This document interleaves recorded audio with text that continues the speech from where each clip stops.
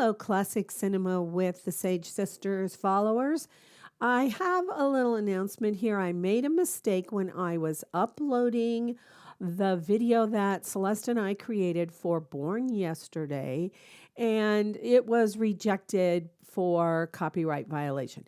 And there are details about why that happened, but I'm still learning how to use the clips and how to dispute and prove that we're using the clips for educational purposes. So, what I have done is I took the clips out and I am going to have a little uh, vocal instruction of where you can find those little clips and or you can go and watch the whole entire movie before you listen to our episode. And Born Yesterday is available for free on YouTube to watch, or it's probably also available on Max if you happen to have that. Max has almost all of the videos that are played on Turner Classic Movies. So, those are two ways you can see the movie, and I hope that you will come back and enjoy this discussion that Celeste and I had about Born Yesterday because it is one of our favorite movies of all time. Hello, everyone. This is Classic Cinema with the Sage Sisters. I'm Lucinda Sage Midgordon, and I'm the oldest sister. I'm Celeste, Sage Tate, the youngest of four. And we are talking about the movie Born Yesterday today. This is one of our favorite movies.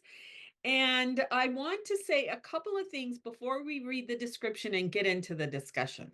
So, I used to teach a class called Dramatic Structure, and I also used to teach acting. And all stories have to have conflict. So, there's external conflict and internal conflict. External conflict is like something that's going on outside, like a war, or the aliens are going to come and destroy the planet, or something like that. And that's plot driven. And then there's internal conflict, which is basically what this story is. The and that's something that's going on inside the character, like they have trauma that they have to deal with, or there's grief, or something. And and the best stories have both of kinds of conflict. So that's what we have in this story, both internal and external conflict. And the other thing that I want to say is this is a perfect story for something that I kind of invented, maybe. I think I might have invented this. But everybody knows that there's a protagonist, which in this case is Billy Dawn, and she's played by Judy Holliday. And there's an antagonist, Harry, played by Broderick Crawford. And then I think that there's a third really important character, the catalyst character, and that's Paul Merrow, played by William Holden in this story. And the catalyst character to me is someone who is on the side of the protagonist. Sometimes they have to challenge the protagonist to do something that they may not want to do or think in a new way. So in this case, he's her tutor, and we'll talk more about that in a minute.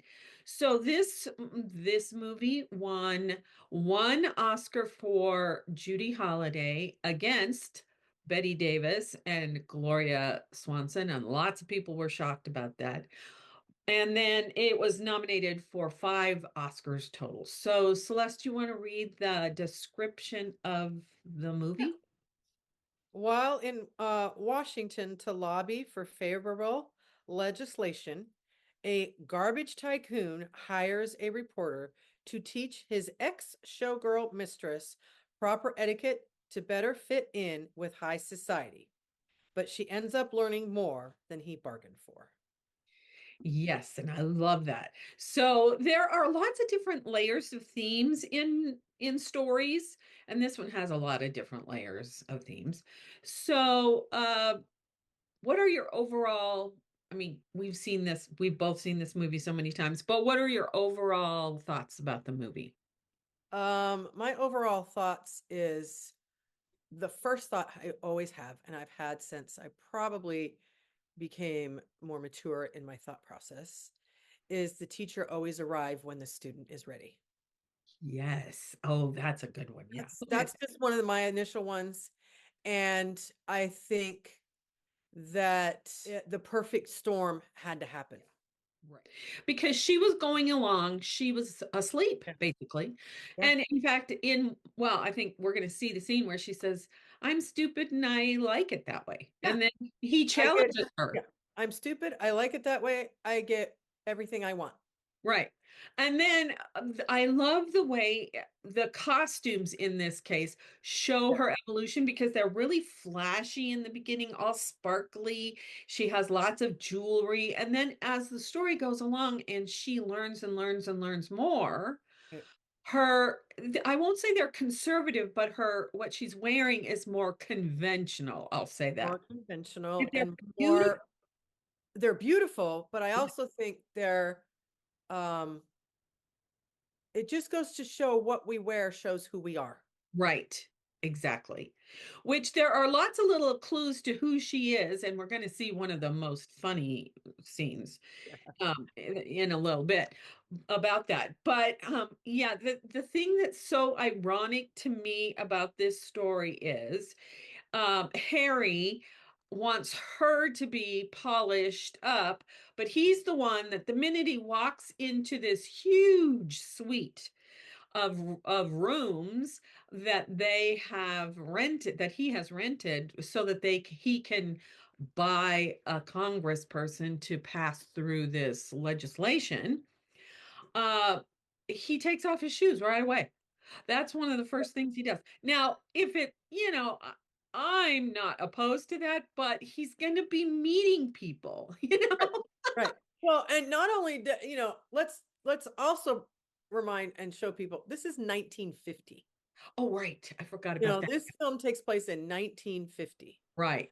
So there was most certainly a huge amount of etiquette you should be following. Right, And so exactly. he's taking off his shoes and loosening his tie and throwing off his jacket, Right. and which is all metaphorical as well, that he does not think he has to follow anything He is because he's got right. money. Yeah.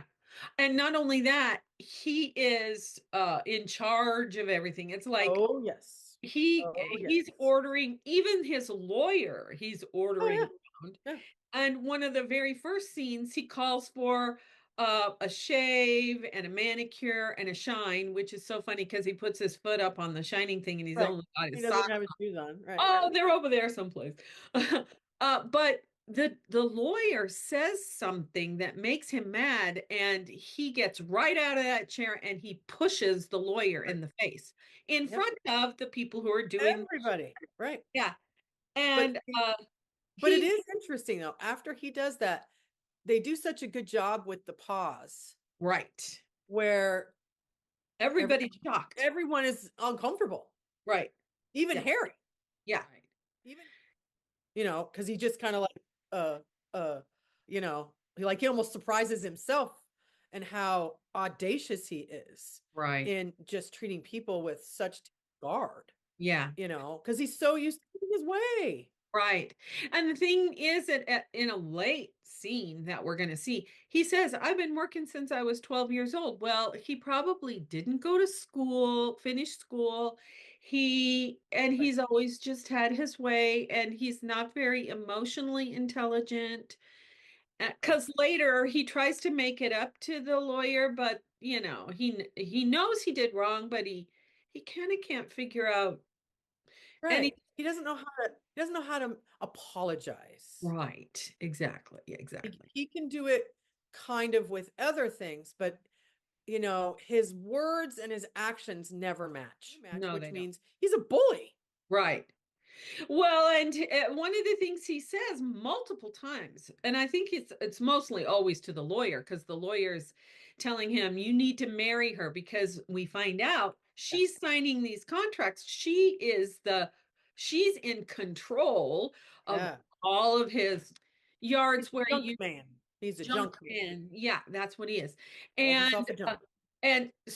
but the lawyer says you need to marry her because the lawyer knows he's been doing all this Oh, yeah. illegal stuff, and Yeah. she would not be able to testify against him. he says more than once, I'm crazy about that broad. But he just doesn't know how to make that kind of commitment to her. Right. Well, and he doesn't know how to treat her in such a way where she knows that he cares about. Well, I mean, I think the word broad, especially in 1950, is a huge indication of how he thinks of her. Right. Exactly. He doesn't think of her as a woman to be cared for.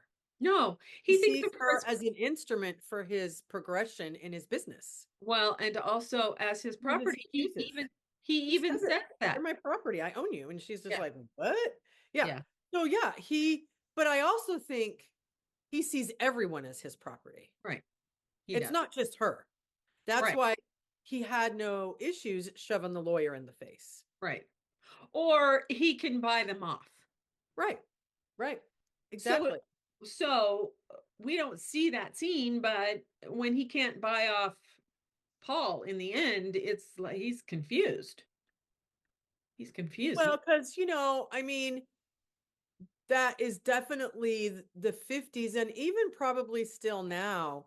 Everybody has a price. Right. And Right. and the only ones who really think that are the ones that have a price themselves. Right. Exactly.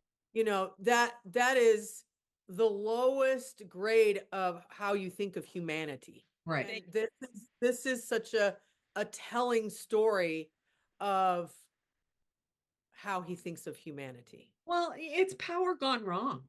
Oh gosh, yes. It's Oh, yeah. power gone wrong. Well, and he only is doing what he had to do from 12 years old, Right.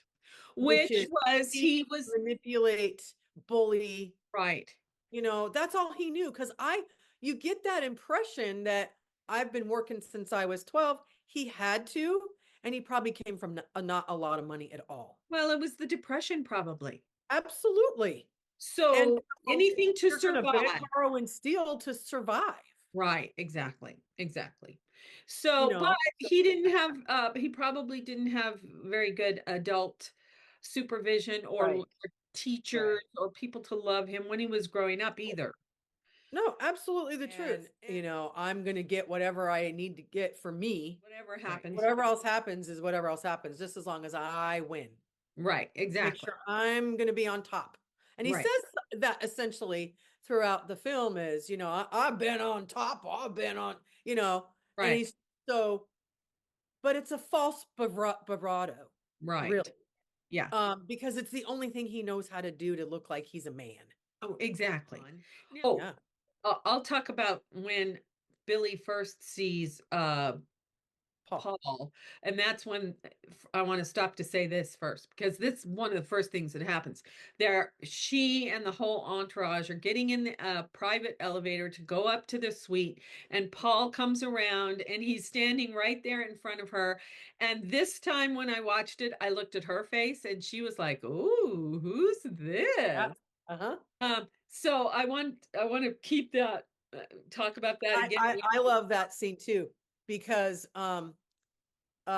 when I first watched this with Ariel, she had a huge crush on William Holden, which is understandable. Yes. And she's like, oh, I'd look at him like that too.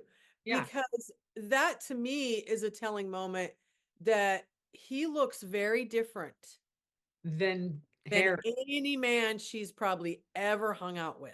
Except for her father, which she talks about. Except for her father, which we never see. She only talks about. Right. However, that to me is the beginning signs of she's ready to change. Oh, yeah. But another first thing that she says when she's signing some papers, this is before the congressman and his wife show up. Right. She says to the lawyer, Harry's changed. Don't you think Harry's changed? Yeah. He used to be kind of nice, but now he's so mean all the time. And so, yeah, that's another indication she's ready for something different. She's noticing things. Yes. She never cared about before because she got what she wanted. She has 2 fur coats, right?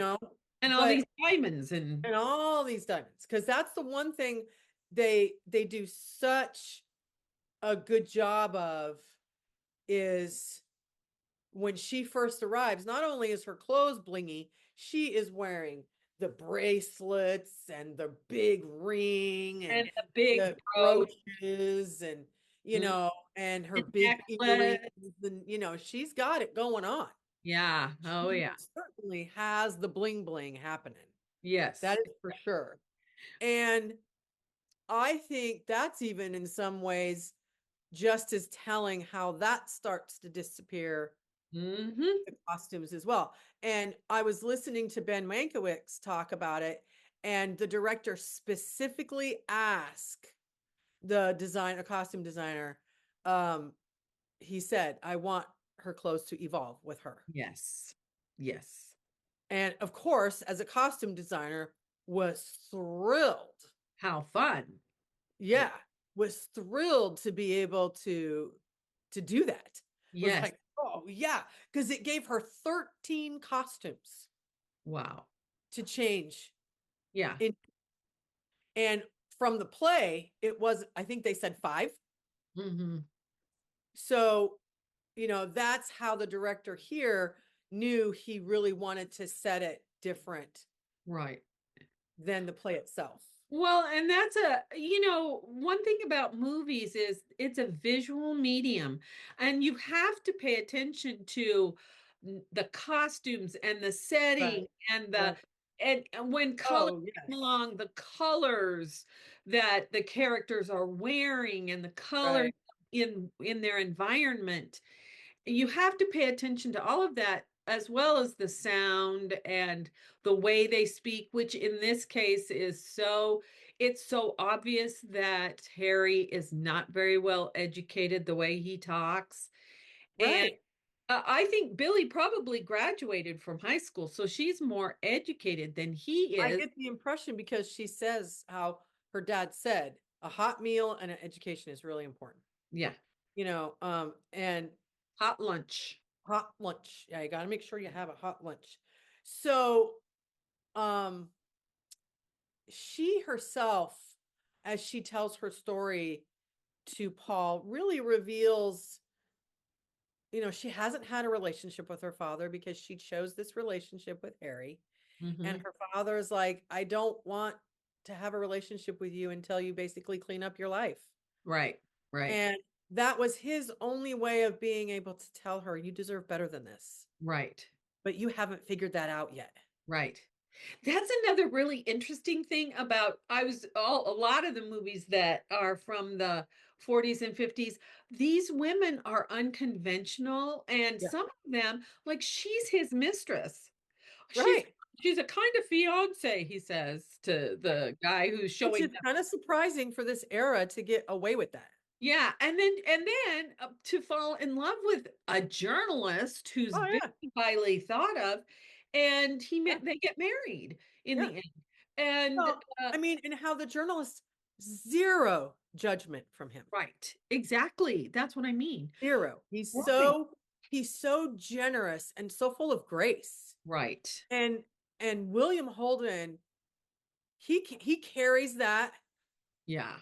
and captures every essence of that Yeah. without being heavy-handed about it. And it's obvious he's attracted to her right Oh, away too. yeah. Yeah. But Yeah. she's attached. Well, right. And he's just like, I without saying it really, he goes along for the ride because he's curious. Yes, that's it. Curious, not He's judgmental. so curious Yes. about where this might go to be hired to be her. And, without really even saying, okay, I'm going to tutor her, but I'll get to spend time with her. And not only that, but I'll get You to find know, out more about Harry. yeah, he's a journalist. He wants to know more about Oh yeah. all the goings on that Harry's got Right. going on. Right. Now, You know, before I show the very first scene where he and Billy have their first conversation, this is after Harry has decided that she needs some polishing up, and yeah, he wants to hire Paul to do that. I want to talk about the congressman. I think it's really interesting the actor that they chose to play the yeah, congressman because yeah. he's kind of wimpy. Well, and you can tell he just seems exhausted. Yeah. Oh, well, Right. yeah. you When he know, has the conversation with her, he's like that. yeah, he's just so okay, and when Harry gets really mad at him because he's not going as fast as he should to get Right. what he wants in Right. Congress, the congressman just takes it. Yep. He just stands there and just like, I mean, without one word, I know.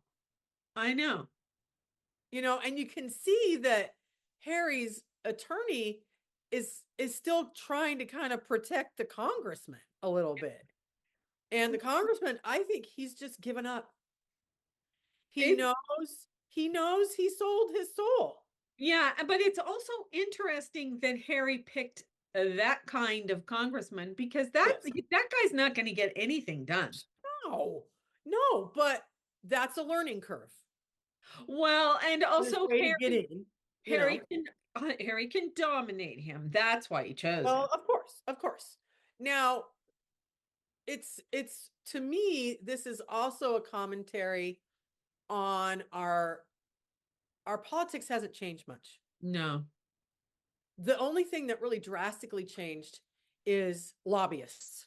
right, This is pre-lobbyists right, where the heavy-handed rich guy had to do his own work. right, Now the lobbyists do the hard work. right. Exactly. And Yeah, now we're seeing some lobbyists not doing the hard work and the rich guy's doing his own heavy-handed work. However, I think it's very telling how long the oligarchs have been around. yeah, really. Yeah. So, um, the first meeting with the congressman, Harry doesn't think that Billy performed very well. Yeah, right, right, right. And I think it's interesting that the congressman brings his wife. The wife has to know what's I going. know. She knows what's going on. Right. I'm totally there. Which Uh, I think is telling, yeah, yeah, because she talks about she invites Billy to play bridge. bridge with the other wives. Right, So they probably all know what's right, going on with their husbands. right, And they just have created their own little group, right. you know. Like, And I think actually that's one of my favorite scenes is the very first time Billy meets the congressman and his wife. And she just demonstrates how much she doesn't care. I mean, she does not care. She grabs her radio, she turns on the music, da da da da da, and they're all sitting there trying to have a conversation.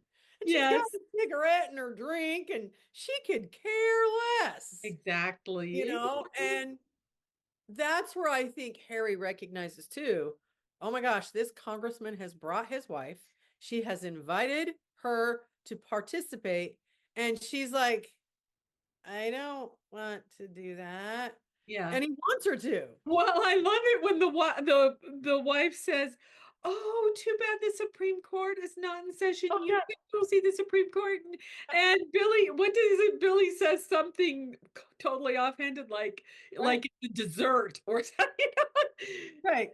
She doesn't even know what the Doesn't Supreme even know Court you can, is. and that's where the acting comes into play as well. And that conversation where she's invited to play bridge and you can, go to the Supreme Court and all of her looks on her face without any dialogue absolutely shows you she has no idea what's going on. She doesn't have a clue. She Not has a zero clue. clue what is Right. happening And zero interest. and zero interest. She's Yeah. like, okay, whatever. I don't care about Right. that. Exactly. And I think almost in some ways she's, starts the music and everything, wanting them to go away.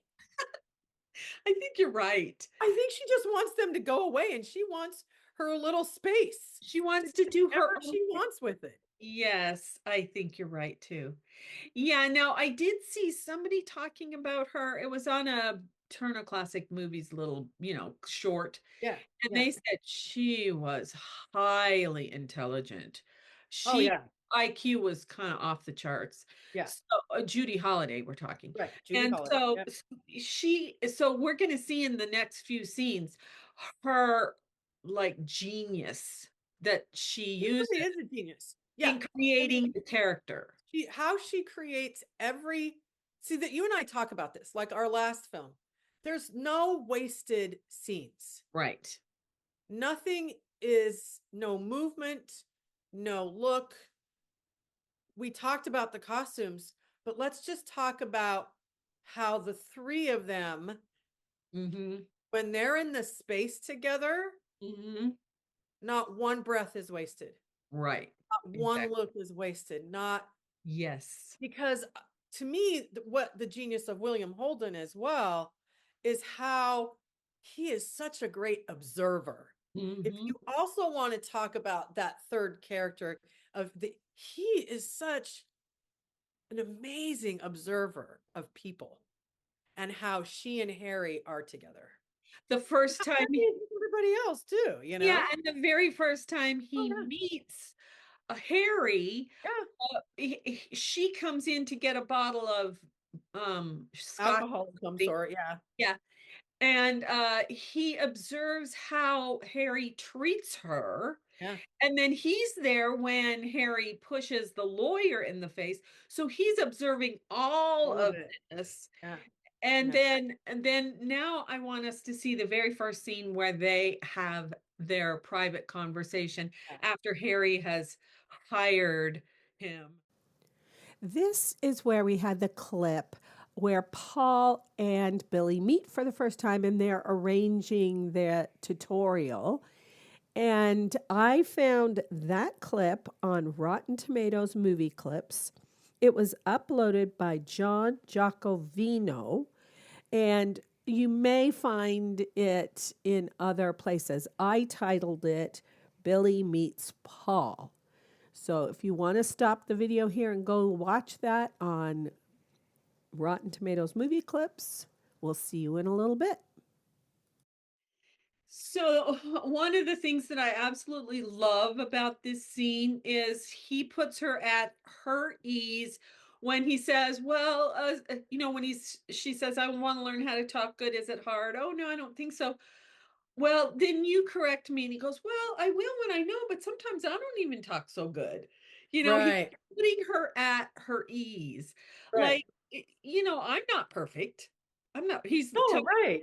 I'm not I've been hired to be your tutor, but there's lots of things I don't know. yeah, Right. and he's just and then she's questioning, why are you doing this? And he's, when he says, I would do it for nothing. And why? Because it's interesting, or it Right. interests me, or whatever he said.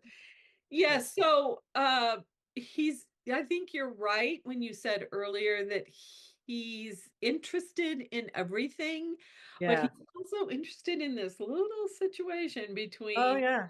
and Harry. He's, And he's interested in I Harry. think, and I also think too, the reason why, the first initial reason why Paul is there is to interview Harry. Oh, yeah. Harry has given him permission to be interviewed. Mhm. And so he thinks he's there just for that. Right. And I think he thinks he's going to learn what he needs to learn about Harry in the interview. Right. And then all of these things start to happen around that whole thing of just supposed to be an interview. Right.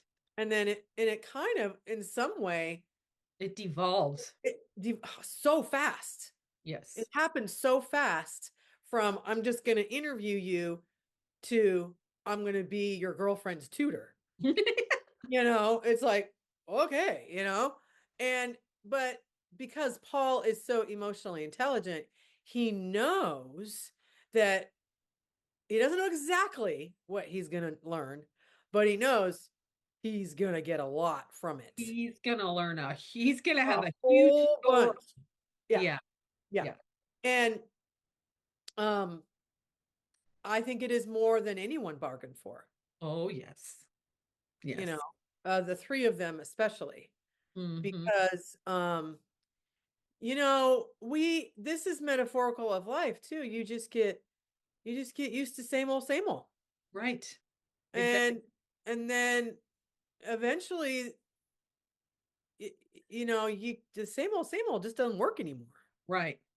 There's something else about this scene that I really love is she's the one suggesting that they have a relationship. It's Oh not yeah. I doing it. It's her. And he's Oh a yeah. he's a little taken aback and Oh yeah. maybe a He's like, little whoa, embarrassed. where did I get myself into? I was supposed to be just be the tutor. And, when she says you're interested in a little action, he's once again, the code system at this time for movies, they got away with a lot in I this movie, know. I know they did. because she says, I got a yen for you right Right. away. And he goes, well, have you with anybody else? Right. Yeah. And he goes, well, what do you do about it? Stick around and you'll find out. Yeah, Yeah. that's a huge conversation there. Yes. I And liked what you said too about it shows that the relationship between her and Harry is not they're monogamous. not monogamous, And right? She and makes that later very in the clear. scene, we're going to see he even acknowledges that. Right, Harry does. right.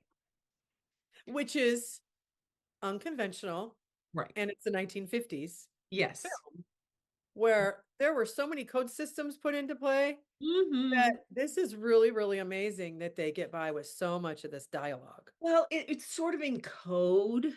Of course, of What course. they're talking about is sort As of in long as, as they think it goes over the audience's head, it's okay. right. But and I've watched so many things about the code system and the evolution of it and the falling apart of it Hmm. that, really directors and writers knew how to get around it because of the code dialogue, Hmm. but also they knew it was going over the censors' heads. Yeah, because some of it is so well, and sometimes even the audience's heads because it's so subtle. Oh, very subtle. Right. Absolutely. There's another movie that I really love where the dialogue is about abortion. It's People Will Talk with Cary Grant Right. and Right. Jean Crane, Right. and uh One of my all-time favorite and films. she's pregnant. He's a doctor, And she's unwed. and she's unwed, and the conversation is so subtle. So You subtle. don't know that they're referring to Right. abortion. No, it's true. Right. And that's what this is, you'd kind of, if you're not paying attention, you don't, the way they're able to say the words, a little action. Right. Well, maybe some people saw it as, card playing. I don't know. You know. I think some people knew. Oh yeah, I think some people knew. Yeah. But that to me is, yeah, you're right. It's not the man making the first move. Hmm. She is absolutely very bold in what she wants That's right. and Now not afraid to that go brings for it. us to that statement that he says, "Oh, I get what I want. Two mink coats. All I have to do is ask for it. I like being stupid." That little part. Right, yeah. And then he says, "As long as you know what you want." Oh, I love that too. As long as you know what you want. And the way she looks at him like, huh? Yeah. What are you trying to do? Confuse me? What are you trying to do? And he goes, well, what is it you really want? And see, that's telling too, Lucinda, because no one ever asked her what she wants. That's right. I think you're right. And I think that there's always, like I always say to Barry, we're watching a movie and I'll go, there's the line. There's always one Oh yeah. line that kind of starts off the It's the whole pivot. It's the right. whole pivot. Mm-hmm. You've entered a new book. Mm-hmm. And Not that's even a new chapter. It's because definitely whoa. Okay. all of a sudden she's starting to think about Yeah. what is it that I really want? Right. And in a scene that we don't get to see this is after this is 3 months that they're together and he's educating her. So sometime kind of in the middle of that, they're in an art gallery and I think they've seen a painting of Napoleon or something like that. Right. Right. And then they're sitting down talking about this he tells this selection, he quotes this selection about the happy peasant. Right. And how at the end of the quote, I would rather have my children and my wife about me sitting in front of the fire than to be Napoleon. Right. And that's another theme of the story It is. It's absolutely the theme. is wealth the thing About the that makes you money. happy, It's or about the love. the Right. relationships or the money? What makes you Well, happy? I mean, every story, like you say, it has to have the protagonist and the antagonist and now the catalyst, Mhm. which every story I think still has all those three. Yes. It, it's Sometimes about the list is not a person, sometimes it's an event. yeah, right. But it's about contrast. Right. The contrast that starts happening in her life. Mhm. Mhm. Mhm. She sees it. She's never had anyone who challenges her, Yeah. to think for herself. She's got two men. They are Right. Oh so my gosh, huge contrast in men. Huge. Yeah. And Paul is more like her father. And I think that's why she, in a scene we don't see, tells Paul about her father. Right. That her mother died and he took care of four kids and he fed them and he bathed them and he made Right. sure they had their clothes. And, it's like he was this loving Right. being in her life. And she's And never required anything from her. And exactly. when she tells the story, Mhm. hey, I earned $100 and I gave it to my dad and he flushed it down the toilet. And he says, Well, "Don't you ever do that again?" Harry gave her the money. And she's like, "Well, yeah, but still, I mean, her father, Yeah, she's like, I don't understand why he wouldn't want the money." And then, of course, as she's talking, she realizes, well, because my dad didn't raise me for money. He exactly. raised me out of love, Yes. with Yes. not expecting anything in return. So here she's got Paul reminding her of her father because she says, Right. Right. she's telling him about that her father wrote to her, and he wants to know, well, why? Oh, because I wrote to him, and he says in the letter, "I've thought about you every day," and she says, "I haven't thought about him in 5 years." Right. She Right. realizes the discrepancy of the love Yeah. between. Yes. It was a loss for her too, I think. Mhm, And mhm, she realizes that mhm. it's like a sudden realization too of what direction she chose to go in her life. Yeah. And Which, and she's questioning now, was it a good choice? yeah, well, once again, Paul causes her to question everything now Mhm, without force, mhm, just by one simple question. Well, what is it you really want? As long as you know what you really want. mhm. Uh, And then he doesn't berate her because oh, she says he gives her he comes back, gives her these yeah, books, the newspaper, and she says, "Well, I only read the funnies." And he goes, "Well, I think you should read the not so funnies." "Well, sometimes I don't understand it." "Well, sir, here. Put circles around the words right, you don't know." And when he right. comes the next morning, there's this paper with all these circles around it. But Yeah. he doesn't berate her No, for that. no. He doesn't belittle her in any way, shape, or form. No. And I think the reason why is because Paul also is a seer Hmm. and he sees who she really is. Hmm. And he just is allowing her to find herself Yes. without pushing any narrative whatsoever. And later in the movie, he tells her, she says, "You're angry at Harry because of the way he treats me." Right. And he says, "Yeah, Yeah. And I'm angry at how he treats everybody. yeah." The system, how he uses it for his own gain, Hmm. and this is another scene that we're not going to see, but towards the end where the lawyer brings her more papers to sign, more deals to be made. Yes. And she says, "What am I?" She's never asked any questions like that before. She "What just am I sat signing?" down and signed him. And he goes, "Just sign them." And she goes, "Well, I want to know what I'm signing." Hmm. And he goes, "Well, it's just a merger of sorts." And she asks a few more questions. And she goes, "Oh my gosh, it's a cartel." So she's never been dumb. Right. She knows what a cartel is. Yeah. And then that's the next scene.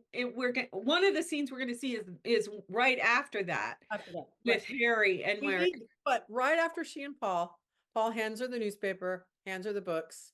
This isn't important. They this is kiss. he kisses her. Right. They kiss. And it's it surprises both of them. It does.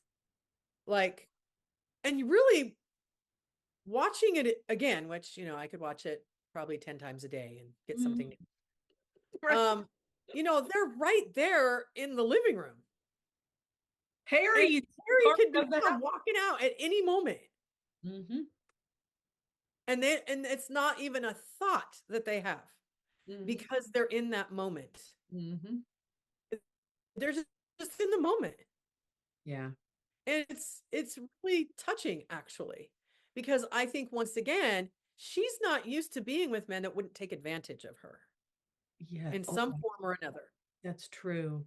Yes. And Paul doesn't do that. Because he steps back right away and goes, "Oh, whoops." Yeah, okay, well, okay, well, we'll see each other later, just read the stuff. And then what I think is interesting is that immediate transition of, which we're going to see next, is the card game, gin. Yes. Right. The whole prep, because some people go, oh, these are the moments that win you the Oscar. And I don't like that, because to me, if you don't look at the whole body of it, right. If you're just giving someone an Oscar for a moment in a film, that's ridiculous. But this one is pretty high up there. It's pretty high up there. Yeah. Now we all have Very mannerisms. little dialogue. Yeah, we all have mannerisms, and actors need to adopt mannerisms that fit their character. And I used to show this scene that we're going to see here in a minute, and I used to show it to my acting students and say, look what she does and what it tells about her character. Right. Because she's pretty precise. And he's what Harry just sits there and watches her. It's fun to watch he just watches the whole process with a great deal of patience, quite frankly. Oh yeah. But he's kind of like, oh, here we go again, Right. But this is what they do. So what you see, this also shows that they've been there for a bit. Oh, yeah. They've been there long enough to know that this is their nightly game that they play. Right. Well, and they probably do this no matter where they are. I think so too. I think they always play it, which here again, this is a scene where you see her intelligence. Mm-hmm. Because the way she's flipping those cards around. Oh yeah. And she's kind of does very distracting things and still has it all figured out. Mm-hmm. Mm-hmm. This is the gin rummy scene, and it's probably one of the most famous scenes in movie history because Billy, played by Judy Holliday, is so fabulous. She does a lot of really great character business. And so I hope you'll enjoy that. It's also on Rotten Tomatoes Movie Clips, and the people, the organization, is Journey to the Center of Cinema. So we'll see you in a little bit. Okay. I love all the little precise things that she does. Yep. The ice. Right. Hold her free. Yes. Right. Sticking out of her mouth, One of the parts is when she puts out the cigarette. It's like she has to really make sure it's really out. Really out. Yeah. And but I also think this scene is really important too on I think it shows that their relationship is changing. Mm-hmm. Because she just has this conversation with Paul, who he's interested in what she has to say and what her thoughts are and how she feels. Mm-hmm. Then you flip to that contrasting side of Harry, like, shut up. Right. I don't care how you feel. You don't get to talk. Right. It's a free country. Who says? Who says? Right. He doesn't care anything about her. Mm-mm. No, he just wants her to do what he wants her to do whenever he wants it. Exactly. And, I think she probably thought when she was young, because you get the feeling she and Harry had been together for a pretty long time. I think it's 9 years. Yeah. And so she was 20. And so she probably thought, hey, this is going to be something I've never had. I've never had money. Never had anything I want when I want it. And so it's the illusion that that will bring her happiness. Exactly. Exactly right. Yeah. And but the thing is that this scene shows how much more intelligent she is than he Oh is, yeah. Yeah. even though she's counting the numbers on her I finger. think there's every scene, She, really, I because mean, it's indicated when she says to the lawyer, Harry's changed, hasn't he? yeah, And yeah, that things are about to, in her mind and in her feelings, they're all everything's going to change. right, right. And Well, the lawyer can see that because he's the one oh who my gosh, he does see it. That's why he's like, you got to marry her. that's why he keeps saying that, right? That's why he keeps saying, you've Yeah, got to marry her, because he knows if something were to happen and Harry would be on trial, she'd tell it all. right, right. And the interesting thing that's really great about this story is for the 50s was a pretty powerful time for women storytelling. And Garson Kanin handles it, a woman's story, so great. He allows it to be her full story. He doesn't dictate that men should be the dominant at all. Right. And I think that's a pretty powerful I mean, the story is Garson Kanin couldn't wait to make this story. He wanted it to be it, that this big story about her and her growth. And he was more than okay with it. He was more than okay with let's let it be her story. And which is really unusual. And I think it's important to know that there were many male directors in this time period that loved female led stories. Right. Garson Kanin is the writer. George Cukor Oh is yeah, the Jude director. Cukor. So Garson Kanin and George Cukor. Think about what they did, But because they a lot of men aren't known for writing women well. and they are both they both did a lot of movies with women. They and did. I have watched several movies from the 40s and 50s that are female driven, Yeah. that are about the woman's story. The women are choosing an unconventional life. Right. uh, And, and we're going to watch one next time, Auntie Mame. And yeah, so this whole and thing in I think Hollywood now. you have to know uh, the right woman to put in this position Exactly. to But play the the part. but the complaint is, oh, there aren't very many women's stories and there have never been. Well, that's not true. No, that's not true at all. Uh, And well, I it might be true that there aren't very many good women's stories now, but in the past there were. well, I think that's changing again too. Yeah. You know, you're seeing a lot more. I just watched a quick interview with Olivia Wilde, who has now went from acting to directing. Yes. And women directors are becoming quite the powerhouse in Hollywood now. And it's not anything that I think, I mean, from the observer, I am not in Hollywood. It doesn't seem like it was forced.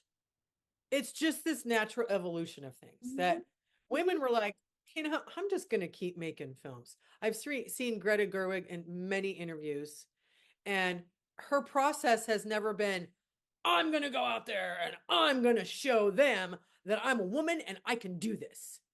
She's just doing it because it is in her to be that kind of expression. Yeah. And And that's how it I was think with a that's lot of what, these older films, is the right, actors were the ones who were looking for the as right, much as they could, being controlled by the studios. right.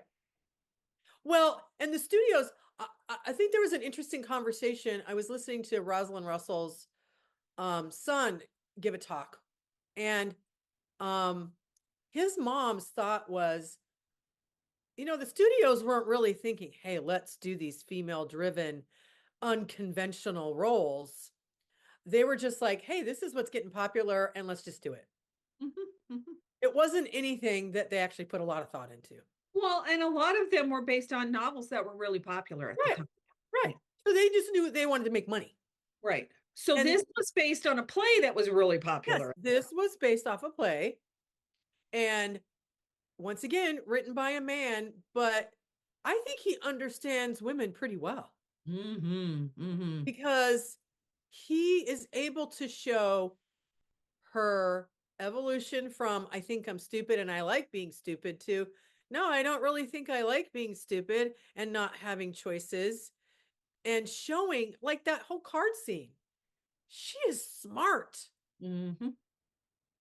Mm-hmm. He doesn't, I mean, you can tell by his whole demeanor, he wants to win that card game so bad. She always wins. And she He- just without even, she's singing, she's doing stuff, and she's winning, Mhm, mhm. you know? And I think that's a really great scene where they show, once again, I'm going to say it is, you kind of start seeing that they're just not blending. They're not really suited to each other No, at all. This little scene I call I'm Not 30. Paul and Billy are having a discussion about all of the stuff that she has learned in a very short amount of time, about 3 months. And all of the information is just jumbling around in her head. And at one point, he says, I have nothing against a baby who has nothing in their head. But when somebody turns 30 and they don't know anything, and she gets all upset and says, I'm not 30. So it's this really funny thing because she's 29 years old. So again, this is on Rotten Tomatoes Movie Clips, and it was uploaded by Solar Jinx Time Travels. We'll see you in a little bit.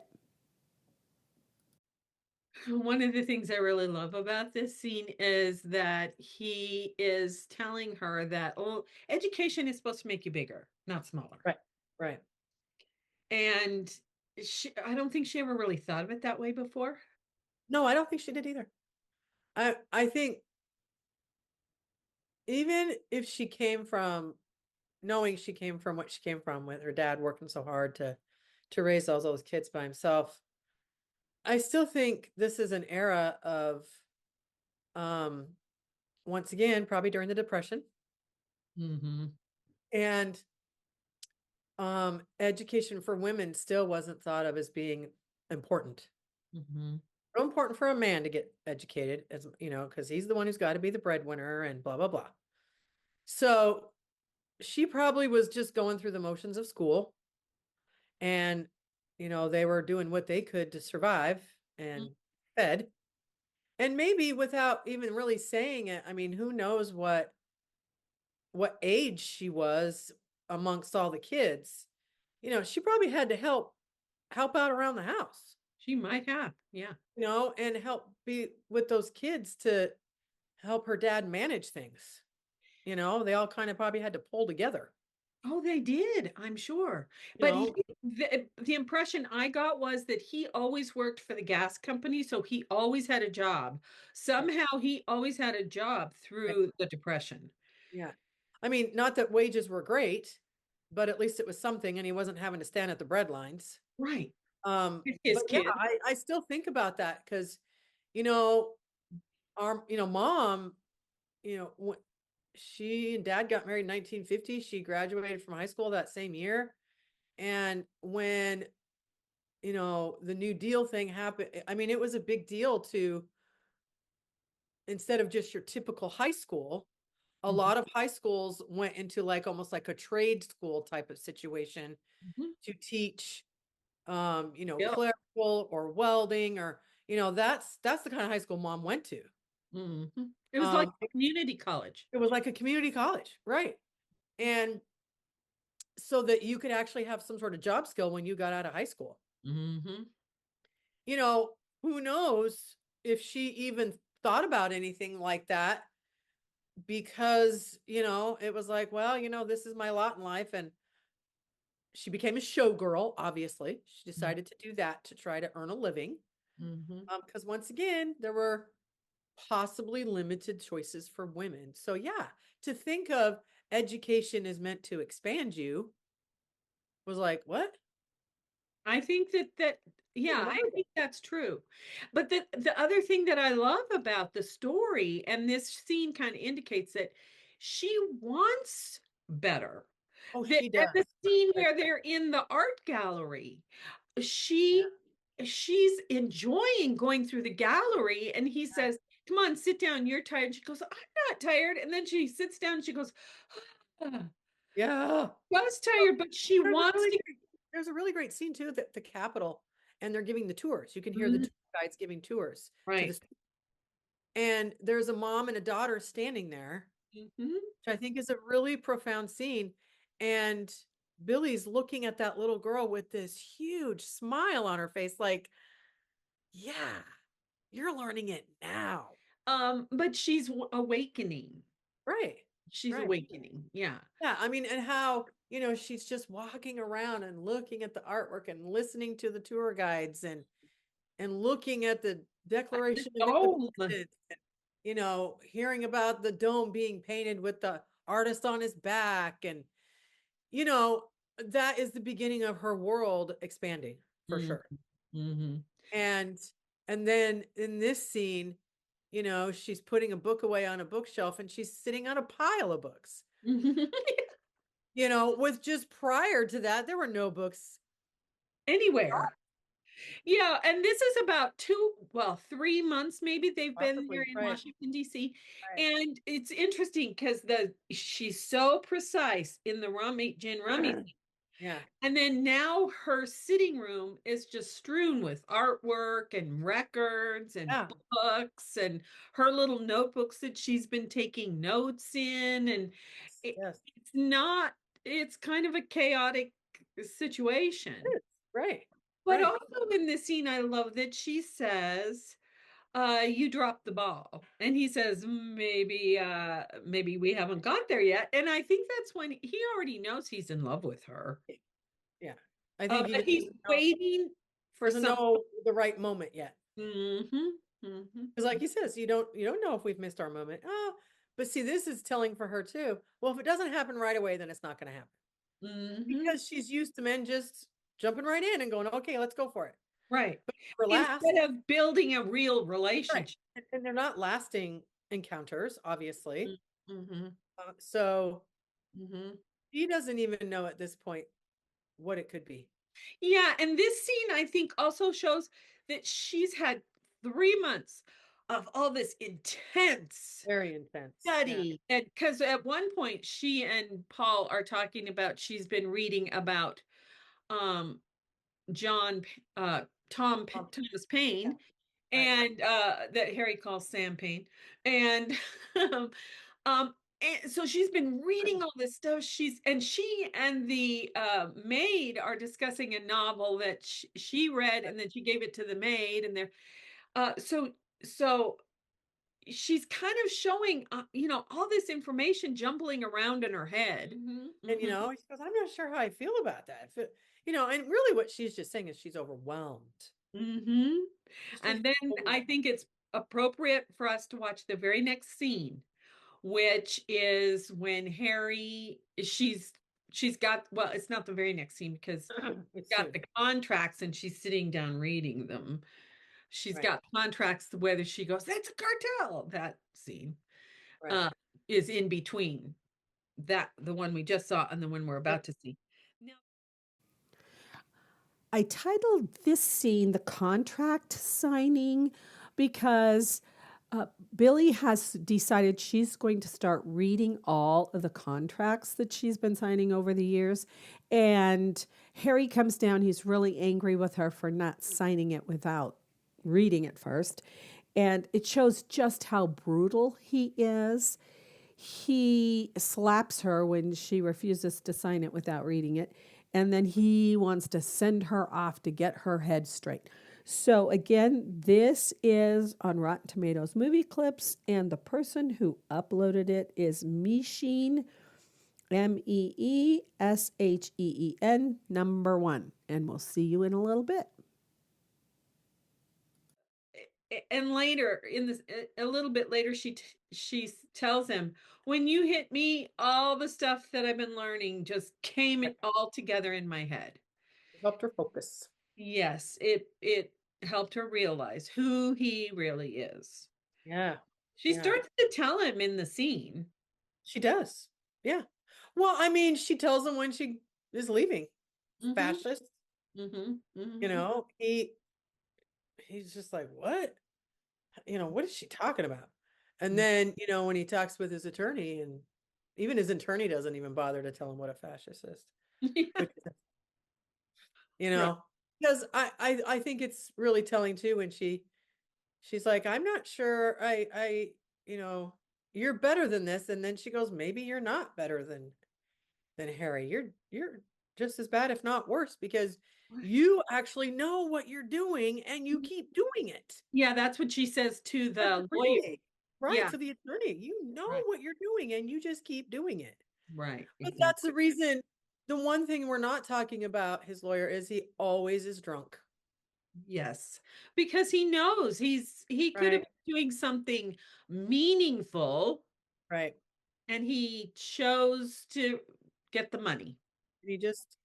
He went for the easy route, and Mhm. maybe, sometimes when these things happen, you think, "Oh, it won't be that bad." Right, exactly.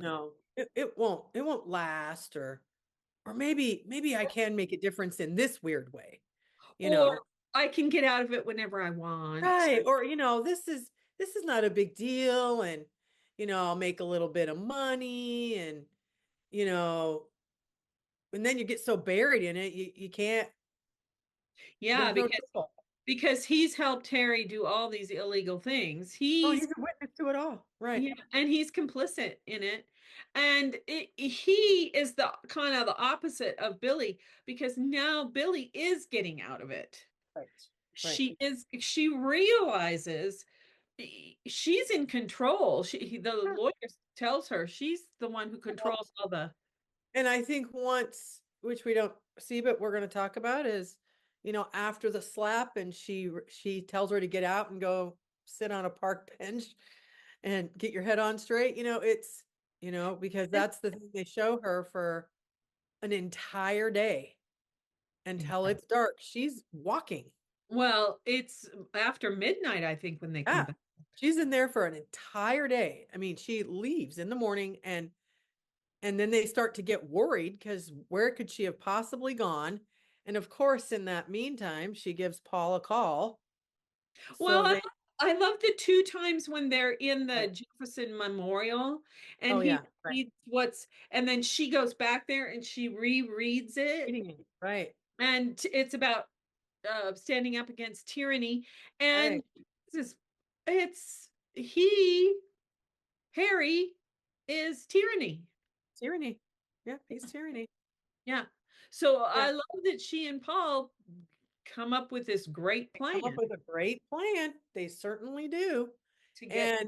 And the plan to gather up enough of that signed work to have evidence against him, Mhm. so that it really can help her get out, Yeah. you know? Um, and she gains enough backbone to be able to tell Harry, "I'm the one in charge here, not you. Mhm. So if you don't do what we say, we're going to slowly put this information out there on what a crook you are and Yes. the things that you've done." Yes. And, you know, that, like she says, what did she say? Something like, "It could take 100 years, all the stuff I got on you. Mhm. I have Yeah. so much information. It's going to take a long time." Because, Mhm. 9 years doesn't seem like very long, but who knows how many of those things she signed? She controls all of his junkyard. Yep, she does. She controls all the And money, she even says, when after is this after or before Harry hits Paul or for tries to. refusing to take the money, that she says he's had people killed. One time she starts to say one time, Oh, and yeah. Harry shuts her up.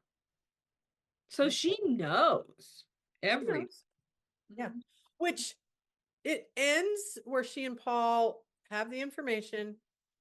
Paul's got it all they need to know to keep him under control. And my my vision that I have in my head is Harry's so stupid, they're gonna have to use it against him at some point and expose him. Mhm. Because he doesn't, I don't even think he understands the severity of the situation. Right. He thinks he Because can get he's away so with used to anything. being bullying anything he wants. But Jim, the lawyer, realizes, oh, Yep, they're in he's big like, pickle. they gotcha. He Yeah, goes, you're gonna have to step back because they gotcha. yeah. And then my vision, they get married. We see them driving, they've just gotten married.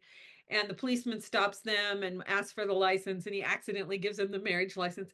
But my vision is that they're going to see her father. Oh yeah. I think she's gonna go make amends. I do. I really think that is not the end of the story for Harry, because the real end of Harry's story is he's gonna go to prison. Mhm. He's gonna pull something stupid because he doesn't like that they're slowly got his, he does not know what it's going to be like to be put in this position. He doesn't like to be not in control. And he's not in control, and he doesn't know. So he's going to try to control it Uh, and call mhm, their bluff, so to speak, mhm. because that's just what he's going to do because he's Harry. Yeah, He is not smart.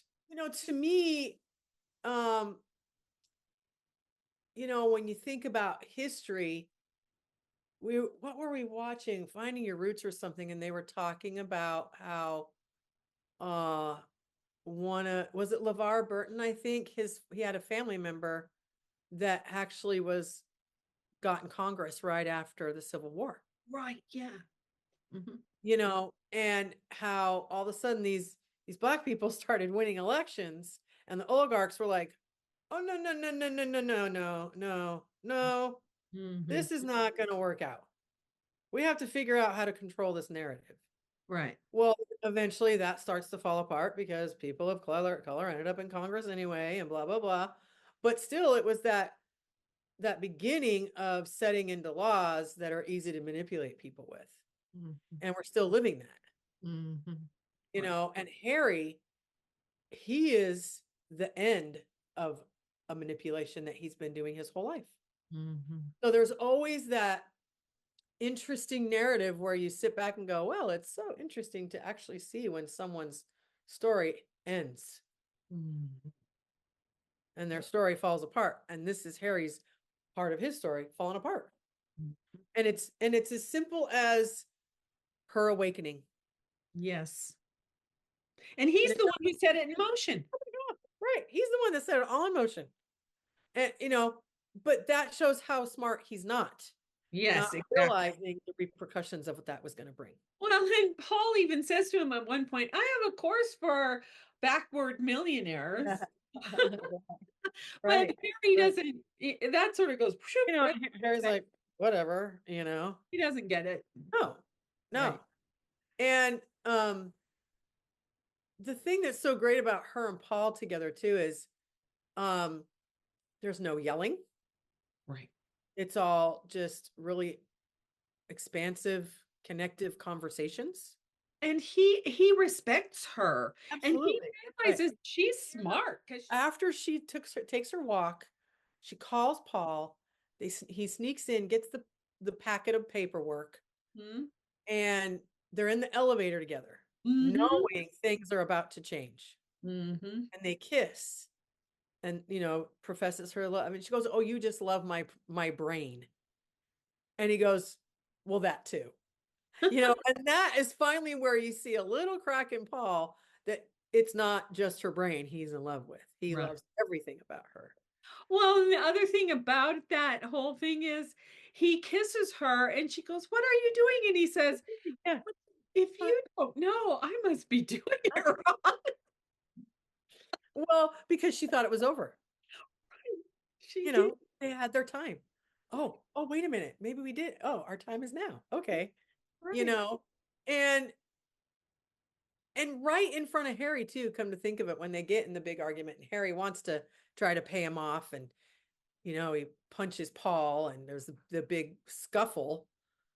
And when he just looks right at her, Paul just looks right at her, and he goes, "Why won't you take the money?" And he goes, "Because my girl wouldn't like it." Mhm. Would she? And And she and goes, and she's like, "Nope, I wouldn't like it." And No, And she wouldn't. Harry doesn't even skip a beat, doesn't even care that she's moved on. Right. It's like, whatever, I still want control over the situation. Well, I think he might really care, but he's not convinced. I think he thinks she's gonna come back. So, I mean, yeah, it's an end of lots of things. It's an end of her Mhm. allowing herself to be dumbed up. Right. Mhm. It's Mhm. But yet the end is the beginning. It's always that way. She's what Paul's been looking for too. Mhm. Mhm. Because he loves the challenge. I don't know if anyone's ever challenged him like she has. Well, and I want to say one thing where she does challenge him. We didn't see that scene where she has read an article that he wrote in the paper and he says, "Did you Oh read my gosh, the I love article?" that scene. And Right. she says, "Oh, yes, I read it. I think it was the best thing I ever read." And he goes, "Well, what did you think about it?" She goes, "I didn't understand one word about it." And so he Right. starts to explain it to her. Right. And he's used all this flowery language. And Right. then eventually she says, "Oh, well, why didn't you say so?" Why didn't And you she, just say so? And he was kind of like, oh, "Oh, I oh, guess I could have dumbed it yeah, down a little, you yeah. know, And not not dumbed even it down, dumbing it down, but saying speaking it in it's more hard to speak to the masses when you're using things that the masses aren't used to hearing. exactly." I think that is what he realizes that, Right. oh, I've been too intellectual. Yes. Yes. Well, cerebral. It's Yes. easy to be when you're that educated. Yeah, exactly. And so you can see on the look on his face, like, oh, maybe I should change. Bottom. Well, and here we are back to into the scene when they first decide that they're gonna, he's gonna be her tutor, and she says, "Well, it'll be interesting because you'll teach me and I'll teach you." Mhm. Well, And that's it's how it true. is. The And thing she's thinking about teaching him about isn't what it ends up. no, no, right, right, right, exactly. But once again, we're talking how unconditional he treats her with such respect, and so he Mhm, doesn't see a dumb floozy blonde mhm. that's a dame. You know, he sees a woman, and like he says, "You're a lovely girl," Right. and she's like, "What? Yeah, Why exactly. are you talking to me that way?" I Yeah, do want to say one thing about her voice. It's sort of irritating, but I love that it fits her character. yeah, no, that's the one thing I've always found. She does not. That voice has never irritated me. And I It's know I've heard other people say the same thing, and I'm like, "Really?" It's not well, even slightly distracting for me I because think some it is people would funny. think it's irritating, but I think it's hilarious what But I it did. is but she's supposed to do it. Right. She's created that But voice. I think if you pay close enough attention, maybe her voice starts to tone a bit differently. Does. Yeah, it gets lower, a little bit Yeah, lower. yeah. Well, Especially like when she's talking to the maid about the book, oh, yes. Oh, you yes, kind right, of notice that it's different right. there. There's a lot of things that people love to point out about movies. Oh my god, that didn't age well. This This movie does. is timeless. I think so too. Just I like our prior movie. To me, it's timeless I agree. because it I don't think you ever will I don't know if we'll ever get over these kind of conversations of expansion Right. and I agree. learning Yeah. and caring for each other. Yeah. Yeah. And that's why I love talking about classic films because I think a lot of people think, "Oh, they're old and there's nothing interesting about them." I'm like, "They laid the groundwork Exactly. for They did. what we have now. Yeah. They're the inspiration Yeah. of what we have now." Exactly. I mean, you have to start somewhere. Like Hmm. the other day, they were showing The Great Dictator, Oh, Charlie Chaplin. we might have to do that one. I I was going to suggest that because that movie, eh, Charlie Chaplin, I kind of think maybe in some ways the reason why they decided to kick him out of America, they say for one thing, but he was smarter and he wasn't afraid to challenge, Challenge. Right. and they could not have that. I know. Exactly. Yeah. he had he had a kind of natural courage that for him, I don't think it was courage. It's just what you do, Yeah, you right. know, and that's the telling of this story. It's a story that had to be told. Mhm. Well, I think we've done a good job of talking about this movie, and then I don't know why I couldn't recommend it more. I couldn't oh, recommend it more to not watch it 1,000,000,000 times.